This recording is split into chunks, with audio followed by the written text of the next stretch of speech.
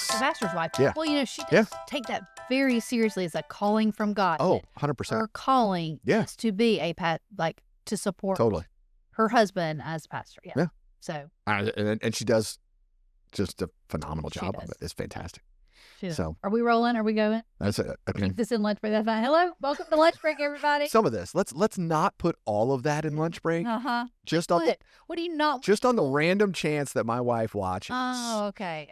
Let's not. She's annoyed with you. You don't want to put. Well, no, you can put that in there because she'll laugh at that and be like, "That's totally true." Okay.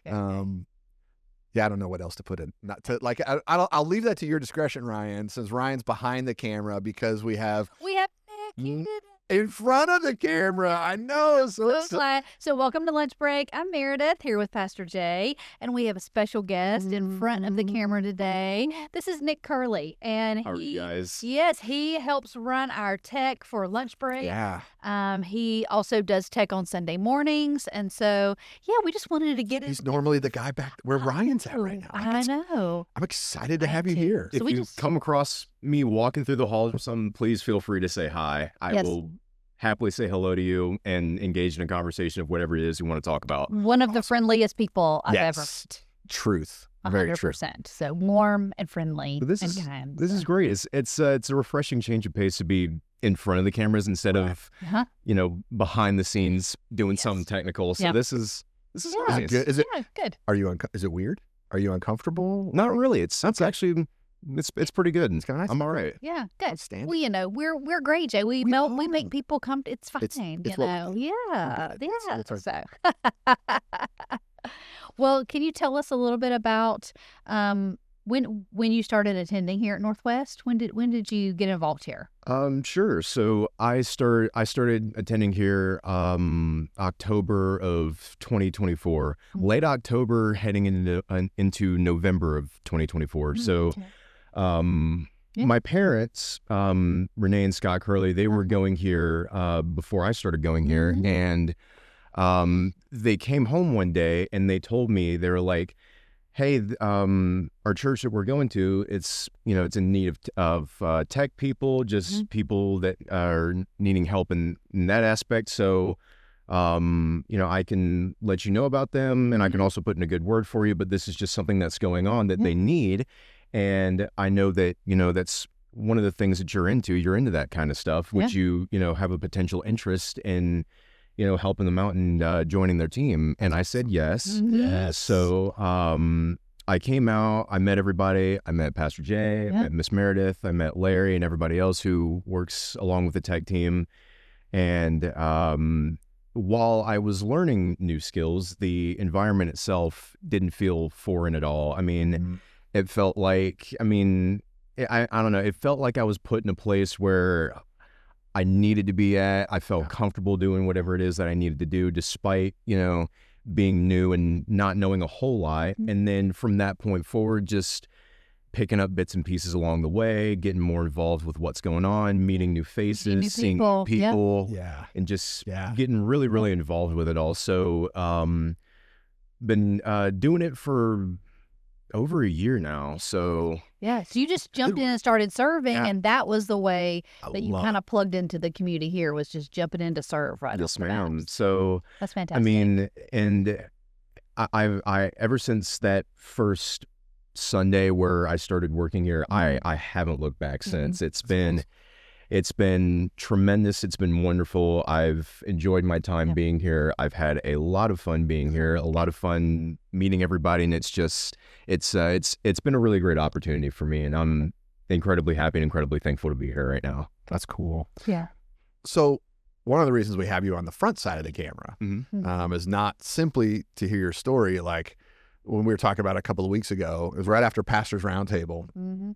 And you and I were kind of having this conversation about wanting to hear more of what it's like to be in college. Sure. Now, what's ministry like when you're in college? What's church like? What's it like attending a church filled with mostly people like my age plus, or people from all these different generations, and what's that experience like? And so I just really want to kind of start having some conversation about that sort of stuff? You know, it's like, so because you're currently a student, right? Yep. For what? Sports administration. Sports administration. And, just had my last final, so so you're done. Yep. Done. Yes. Completely done with college, and I got my graduation coming up in the spring is when I walk. All right. Okay. So I'm looking forward to that. Yeah. Okay. So you're like Big life event. Yeah, huge life event. Huge That's life event. fantastic. But you're right in that. You're able to share and I'm excited to hear your perspective on, okay, what is some of that like? So you're just finished college, just literally had your last final. So I'm excited. What is college like today? Because we were joking earlier.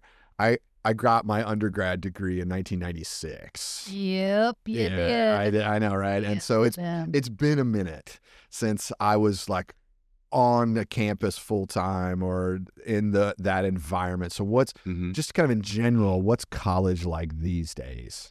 I was going to say there's a lot of similarities to it, just, the norms that come with college and just being on campus and stuff like that. But so for me, I commuted to and from school for, I was commuting to and from school, but before I started going to Reinhardt, I was originally going to Georgia Highlands. Oh, so wow. that was, I went there my freshman and my sophomore year of college, and then heard about Reinhardt, went and toured the campus, checked it out. We liked what we saw. We liked, the programs that they had there, and great school. I met a few of my professors, and they were very, very nice to me. They were very kind to me. So my sophomore year, transitioning into my junior year, transferred over to Reinhardt, and then finished out the rest of college there. Okay. But I would say that so commuting to and from school, I'm very fortunate and very thankful because my parents allowed me to stay at home with them. So I was very. I was going to say I'm thankful about that in that aspect. But in terms of living on campus, when I started playing college basketball for Reinhardt, I lived on campus for a total of 6 months, and I did share a room. I had a roommate with somebody else, but I would say just the main thing about it all, obviously with being a roommate, or at least for me anyways, you want to be respectful, pick up after yourself, do this, that, and the other, but not everybody wants to do that. True. But in terms of just staying active, just trying to just having basketball practices early in the morning, showing up for classes, being on time for classes, and then finding extra other curricular things to do, like going to workout or going to FCAs and, just other extracurricular activities. Just, I would say the biggest thing of it all is just, it's a real big time management adjustment. Yeah. In high school for me, I kind of had to figure that out and I had to figure that out early on because how my high school was set up, it was a homeschool co-op. So I would go to school Tuesdays and Thursdays, Right. and then on Monday, Wednesdays, and Fridays, I would be at home, and you would have all day to do your homework, get whatever it is. Manage your own time during So, those days. At that point, that really was one of the things that kind of just taught me time management. Yeah. And I think it was very, very beneficial going into college. Yeah. But, and so it's, it's just a fine line of, and having a healthy balance of, okay, let me sit down and, figure out whatever it is that I need to get done. And then if you have spare time, maybe I can go to the gym and, practice a little bit, or maybe I can go to FCA and just, so I would say, things like just time management is just one of the biggest things of it all. But in terms of, in terms of just like norms and stuff like that with college, you still have people who are extremely extroverted, and then you have people who are extremely introverted. So it's, you just find your, just your group and figure out who it is that you can blend into. Yeah. But I would say another thing as well is just with college, especially graduating high school, going into college, and then eventually getting into the adult world, you soon realize that the cliques and the groups that people have, it fades away very, very fast. From freshman year of high school all the way to graduating college, I mean, people, I mean, they're more focused on themselves. They're worried about, whatever it is that they're majoring in. They're trying to do their best in classes. They're trying to get to where, there's a lot going on, and you find that those groups and those cliques fade away very, very fast. And I think I think for people my age, that's a good thing, because it can often cloud the mind in terms of just for sure trying to fit in with everybody else, trying to blend in with society's norms and expectations. And, it can become taxing mentally. So I think that, as that little shift period where, especially, nearing the end of college, where people just stop worrying about that less. I think that's a really, really good thing that, people my age, going throughout that whole process have going on. So, I mean, it's not, I wouldn't say that we become so wrapped up in, yes, latest and greatest, we become focused on what it is that we're wearing, how we look, how we act or behave around a certain group of people, to where who liked our post, who didn't like our post, all those things. All stuff Instagram, Snapchat, just it's constantly keeping other people updated, letting people going on what you have in your life. So it's and then that's another thing I've noticed myself, like, transitioning from high school to college, and now about to be out of college. The whole Instagram thing happens less and less and less, because, like I said, people are focusing on themselves. Yeah. People are worried about what's going on in their life. They gotta get a job. They gotta do all that real life. Yeah. So I'm curious. Your story is different than I think a lot of people would say is the norm, right? Usually, and I hear this all the time. People say, "Oh yeah, I was really involved in church and middle school and high school, and then I went to college, and then I kind of did my own thing, and I didn't come back to church till I was in my 30s, kind of thing." But you're in college, you're serving in a church, you're actively engaged in your faith. Like, what made the difference for you? What kept you connected into church? What kept you connected in your faith? Because again, most people, it's college is a time for me to be free. I go do whatever I want. Right. Yeah. My parents made me go to church, and now they don't make me go. I don't have to do this anymore. It's got no rules. You don't have to worry about anything. Yeah. That's like freedom. It's the illusion of freedom. But that's kind of, again, that's such a normal, quote unquote, story for most people. Sure. But you're different. So what is maybe one of those difference makers, or maybe a couple of things you're like, this is what made a difference for me? I think the biggest thing for me, just in terms of sticking with something, is just commitment. I mean, and that can be a multitude of different things. For me, it's obviously serving here, and the way that, and I feel like God put me in this position for a reason. So for sure. I mean, I try to, give back to him by just, really keying in on sermons, listening to what's going on. I feel like that's, in my definition, that's my way of giving back to him. But again, and this doesn't just go for people my age, but this can go for anybody. I think we all struggle with something in our lives. We all got something going on. Sure.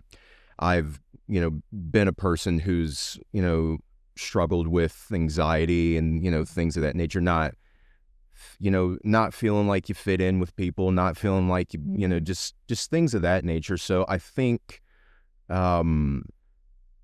obviously God wants to help you out with those things. So I think the more and more you get into prayer, and the more you find a group of people that, have a local church to go to, or go to a church, or just a place of faith. I think having a good core group of people so that they can help guide you in the right direction, then also showing up to church in that aspect, it helps out because, I mean, maybe you can bring these things to somebody within the group and they can help you out with that. So I think just commitment, with whatever it is that you're dealing with, if you bring it to an environment where you're surrounded by good people, you're hearing a good message, you're hearing good words, I think that will help you out tremendously, and it'll do you a bit more good on that day than you were previously. So I think just again, just having a commitment to yourself, finding a time to do it, and then really showing up and try and make an effort to show up. I mean, and that's, so I would say just committing to something. I mean, if you have a problem, try your best to get out there and, find good people, find a good place, find a good church, and try and fix that problem and surround yourself by good people and good messages.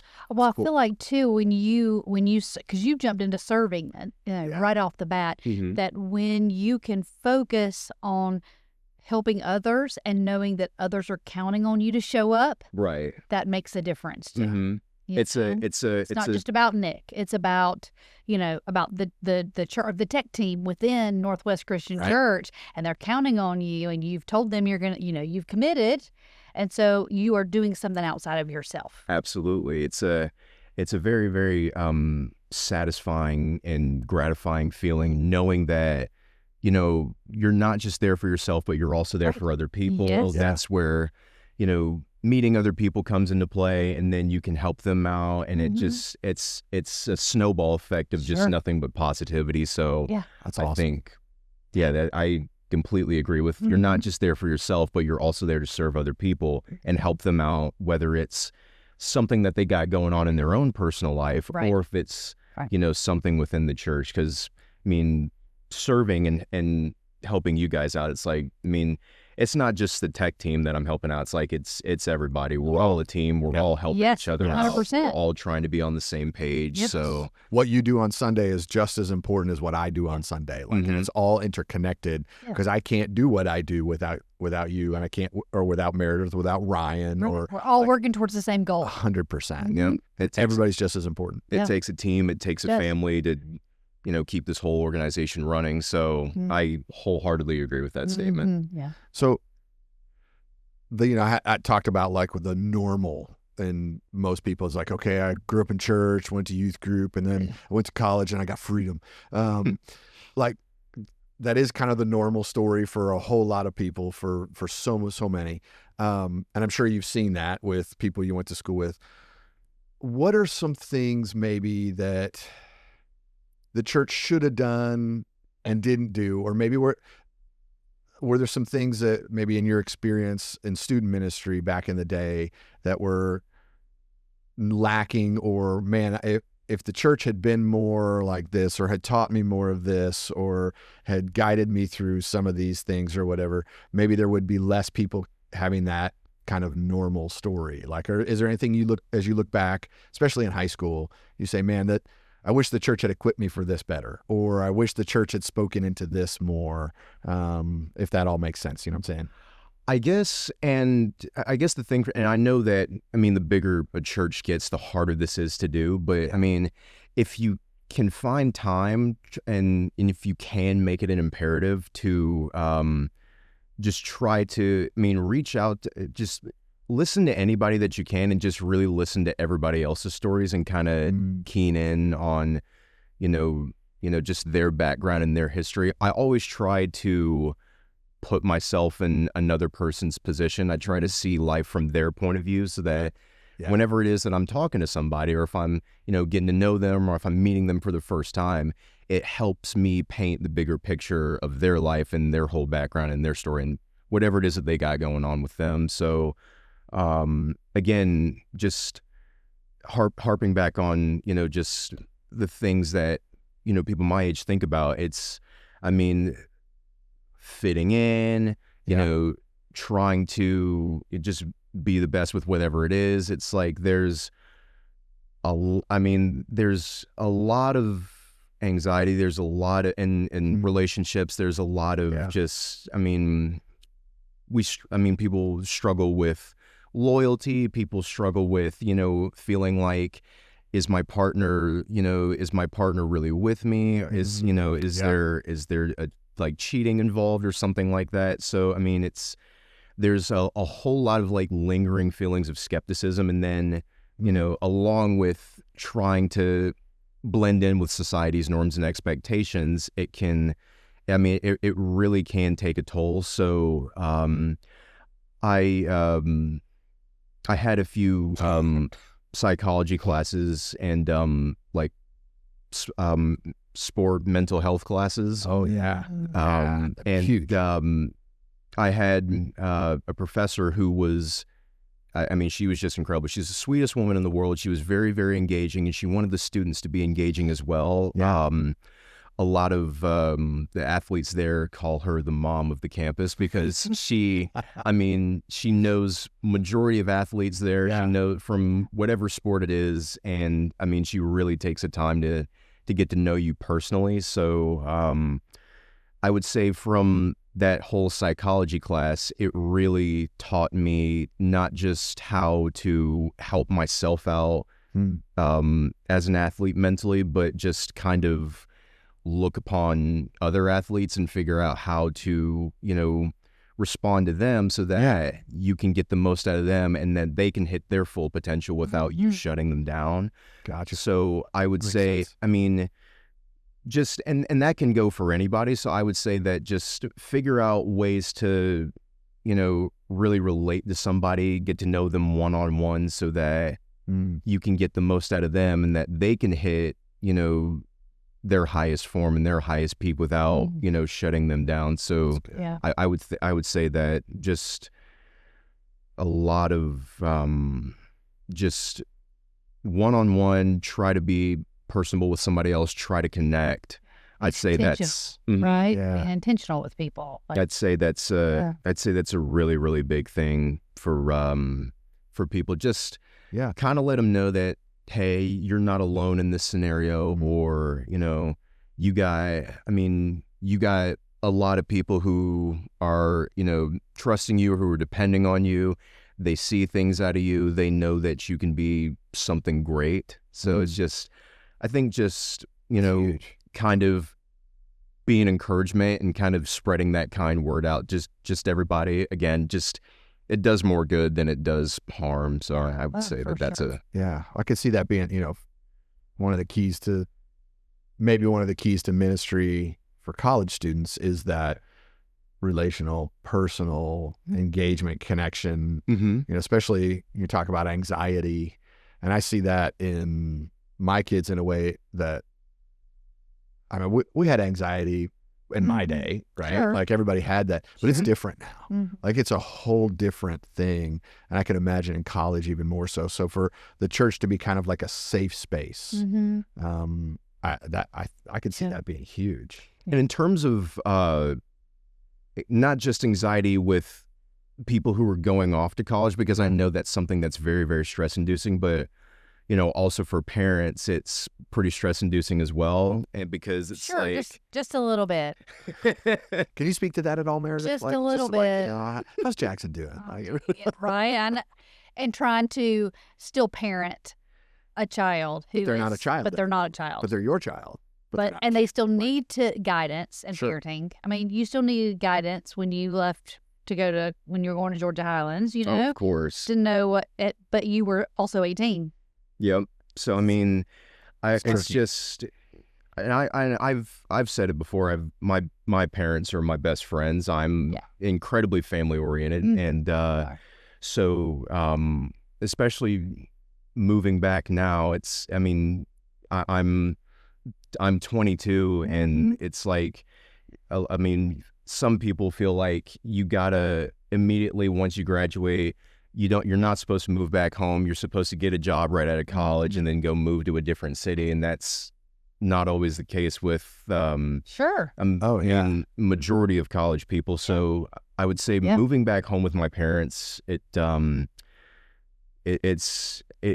very, very helpful in terms of just my dad teaching me how to be a better man. And next steps kind of too. Yeah. That was my hardest transition, honestly, was from end of college into adulthood. I mean, I say with quotes, but it was. I graduated and went on. Now what? Got a job and, lived by myself. And then Christian and I got married later on. But just that transition of, okay, all my life I've been a student. That I remember, I've been a student, and I've had my parents, and they've guided me, and I haven't really been in charge of anything because I was at college getting my degree, and had an advisor to tell you which classes to take, everywhere to go. But that transition from, okay, now I have my degree, now I'm supposed to be a full-fledged adult that knows what to do and start in a life. And yes, there's some truth in that, but just trying to understand or wrap my brain around, who am I supposed to be now that college is over? Yeah. That was hard. There's certain aspects of it where, if you don't feel like you're meeting that, full adult grown up criteria, then it's like you feel less. Who am I? What do I do? What do I? Yeah. So one of the things that I keep reading about, and I'm kind of seeing it little bits and pieces here and there, but I keep reading all these articles about this revival that's happening on college campuses, this revival that's happening with people your age in their, late teens, early 20s. You hear stories, that Asbury had the huge revival that lasted, I don't even know how many days. And you see a lot of even, sports figures that are, just who was Travis Hunter. Like, he just got his rookie contract, then he got baptized, and now he's like super engaged in his church. Like, so he's kind of in that season. Do you see that? Are you experiencing that? Is that like, do you see that at Reinhardt? Do you see that among your peers? Do you see kind of like an interest in spiritual things, or is that kind of more like media hype in your experience? I'm just curious. Oh, absolutely. I do see that there's a gravitational shift in terms of my generation. I've also seen it from both sides. I've seen where, social media will portray that, and then there's another part of social media that will say that it's headed in the wrong direction, where it's downgrading, and I think that portion of social media likes to paint that picture just to create a story behind it. But and like I was saying earlier, it's like, as you get older, your mind starts to change, your whole thought process starts to change. So I would say that with the shift that's going on, I would say that, I do see it happening. I've seen it happen on college campus. I've seen it happen just in just out and about and just free time. So I definitely see that there's a major shift going on. Wow, man. So as a dad with a daughter who's about to go to college, I'm actually taking her on a campus tour at another university. We've done a couple like that. That makes me happy. Where's she thinking about going to college? Oh, she's got a list. She doesn't know yet. She doesn't. So Hawaii is on her list. There's a school in California. North Georgia is on her list. Barry's on her list. And none of them are cheap. Like, I can say KSU, baby. KSU. Let's do local. Yeah. Let's do Reinhardt. It's great. It's great school. But Hope Scholarship. Can we please just talk about Hope Scholarship? Dude. Yeah. So none of the things currently on her list. She is. Which is fine. And I encourage it. Hey, sure. I've got a friend. He lives up in Boston, and his daughter went to school in England. Because it was actually cheaper for her to go to school in England than for her to stay in state and go to school in Boston. Craziest thing. And I told her, hey, go to England. Okay, whatever. Then I can visit. Yeah, so I made grad school. You can go to England or something. But okay, so I guess my last question, and I don't know if you have other questions for Nick. This great, yeah. And some of it's a totally self-serving question. All right, so again, as a dad who's getting ready to send his daughter off to college, sure, what advice would you, as a college student who's just finishing college, what would you say to dad or mom? What should we as parents do to set our kids up for success in college? Or any advice that you would give to me to say, Jay, don't do this. Whatever you do, don't mess Abigail up any worse. Like, don't do this, like, or whatever. You know what I'm saying? Like, what? Give me some advice. I want to pick your brain as a dad with a college student. Again, I think I would say the biggest thing is just stay involved with them and then listen to what they have going on. Like, I mean, if it's something just as small as, oh, I did good on a test or a project, or if it's, something as big or monumental as, oh, I just joined this group, or I'm thinking about participating in this sport. Listening to their highs and lows, especially, if they're no longer at home, it can kind of feel like, oh, I feel like I'm all by myself now. I kind of feel like I got to figure it out by myself. The isolation thing. I've read about that. Yeah. Something college kids really experience is some isolation because they've left home. Yeah. Or they're in a new environment. Yeah. So I would say just the biggest thing of it all is just engagement. Listen to their highs if they're having lows, if they're struggling. Oh, I don't feel like I'm fitting in with this group of people, or I don't like my professors, or I feel like I'm all by myself and I don't know what to do. Just, really keen in on that. Take some time to just hear what they have to say. If they're doing well, congratulate them. Be like, oh, okay, you've joined a new, you're thinking about, doing something extracurricular. Tell me about, what do you want to do? What is that? Or if it's, just if they've got a little bit of a low point going on, hey, you're okay. This happens. It's normal. A lot of other people that are there are, experiencing the same thing that you're feeling. So it's okay. Just don't feel like you're alone in this scenario or this situation. So I would just say, just really paying attention on what's going on, despite them not always being at the house 24/7. I'd say that probably be the biggest thing to take away from it all.